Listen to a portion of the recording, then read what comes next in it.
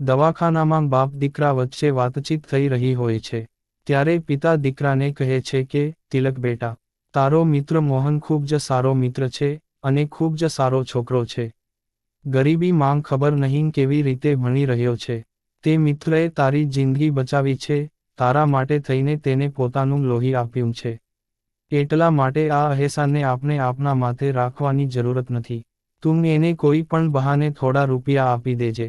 દીકરાએ પિતાને ફરી પાછું પૂછ્યું કે કેટલા રૂપિયા આપી દઉં પપ્પા એને. તેના અવાજમાં થોડી ઉદાસીનતા જણાતી હતી. પિતાએ જવાબ આપ્યો કે 5 થી 10,000 રૂપિયા કોઈ પણ બહાને આપી દેજે. તમે આ શું કહી રહ્યા છો પપ્પા? હવે દીકરાના અવાજમાં થોડો ગુસ્સો છલકાઈ રહ્યો હતો. મોહન ભલે ગરીબ હોય, પરંતુ તે એક આત્મસન્માન ધરાવતો વ્યક્તિ છે. તમે જે કહ્યું તે કરીશ તો તે ક્યારેય સ્વીકાર નહીં કરે, અને હા હું કોઈ પણ બહાનું કરીને તેને કહી પણ નહીં શકું. પિતાએ જવાબ આપતા કહ્યું, બેટા તું હજી નાનો છે, તને દુનિયાદારીની સમજ નથી. અમે ઘણા બધા ગરીબ લોકો જોયા છે. જોઈ લેજે કોક દિવસ તારા અહેસાનને એ વ્યાજ સહિત કેવી રીતે વસૂલ કરશે. નાનપણથી પ્રિય મિત્ર મોહન સાથે રહેલા તિલકને આ સાંભળીને વધારે દુઃખ થઈ આવ્યું. પરંતુ એનાથી પણ વધારે દુઃખ થયું હોસ્પિટલમાં પોતાના મિત્રને મળવા આવેલા મોહનને. રૂમની બહાર આ વાત સાંભળાતા એક શબ્દ જાણે તેના અંતર્મનને ચીરી રહ્યો હતો.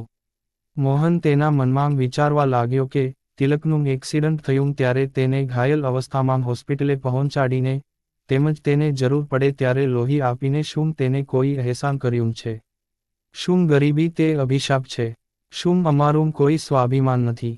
હોસ્પિટલના રૂમમાં અંદર જઈ રહ્યો હતો અને આ શબ્દો સાંભળીને મોહનના પગ જાણે અટકી ગયા.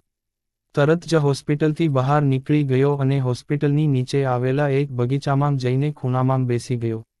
જ્યારે તિલકનું એક્સિડન્ટ થયું અને તે ગંભીર હાલતમાં હતો ત્યારે આ જ બગીચાના એક ખૂણામાં જઈને તિલક માટે ભગવાનને અનેક પ્રાર્થનાઓ મોહને કરી હતી. અને તિલક જ્યારે ભાનમાં આવ્યો ત્યારે મોહને ભગવાનનો ખૂબ ખૂબ આભાર માન્યો હતો. પરંતુ આજે એ જગ્યાએ બેસીને તેને એ જ બધી વાતો યાદ આવતી હતી. અને તે માત્ર રડ્યા કરતો હતો. થોડા સમય સુધી ત્યાં બેસી રહીને પછી પોતાના ઘરે પાછો ફરી ગયો. આજે પોતાના પ્રિય દોસ્તની તબિયત જોવા માટે પણ તે હોસ્પિટલે ગયો નહીં. ઘરે જઈને બેઠો ત્યાં જ થોડીક વારમાં ઘરનો દરવાજો કોઈએ ખટખટાવ્યો. દરવાજો ખોલ્યો તો મોહનને આશ્ચર્ય થયું કારણ કે સામે તિલકના પપ્પા ઊભા હતા. હોસ્પિટલની વાતો સાંભળીને તેને વિચાર્યું કે કદાચ અહેસાન ઉતારવા માટે તિલકના પપ્પા પોતે જ આવી ગયા છે. હજુ કંઈ પણ બોલે તે પહેલા તિલકના પપ્પાએ મોહનને કહ્યું કે બેટા કંઈ ખોટું ન લગાડતો, હું તારી માફી માંગવા માટે આવ્યો છું. તું હોસ્પિટલમાં આવ્યો ત્યારે તિલકને ખબર પડી હતી, અને ત્યાંથી નીકળી ગયો તે પણ તિલકને ખબર હતી. પરંતુ આ બનાવ બન્યા પછી તિલકે મને જે તારા વિશે જણાવ્યું તે સાંભળીને મારી આંખો ખુલી ગઈ છે. મને મારા જીવનમાં ભૂતકાળમાં એવા ઘણા અનુભવ થયા છે એના કારણે હું તિલકને પણ સમજાવી રહ્યો હતો.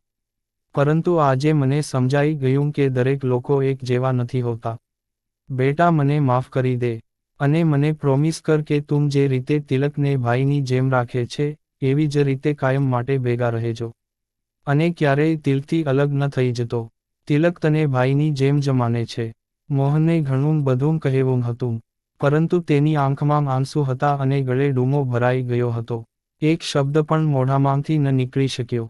તિલકના પપ્પાને પગે લાગવા માટે તે હાથ લંબાવીને પગે લાગી રહ્યો હતો તે પહેલા તિલકના પપ્પાએ તેના હાથ પકડીને મોહનને ગળે લગાડી દીધો.